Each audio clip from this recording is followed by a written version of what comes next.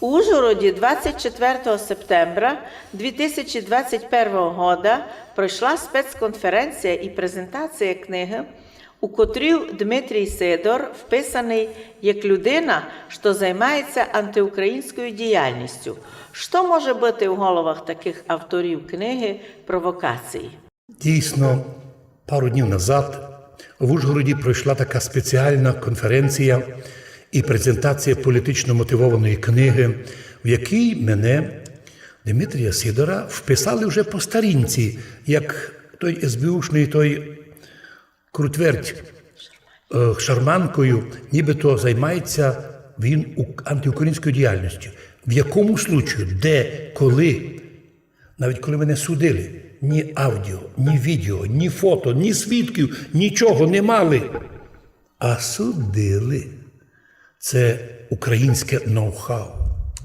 Що може бути в головах таких писак-провокаторів? Думаю, ясне політичне замовлення бездіяльників, бездільників всіх віток влади, які в часи дикої бідності наших людей, коли з людей зробили, ми тепер уже найбідніші люди не тільки в Європі, а, навірно, вже і в світі, та загрози тепер чи замерзнути земною, вирішили шумнути під зиму про сепаратизм в Закарпатті, щоб відвести людей від актуальних проблем регіону та взагалі України.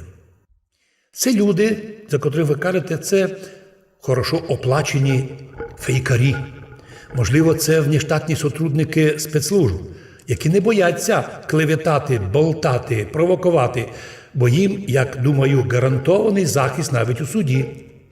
А я собі думаю, але прийде час, то, що вписали СБУшники в документах своїх, якщо не спалять до того часу, що не понаписували всі провокатори і підбурювачі, колись буде предметом судових розслідувань.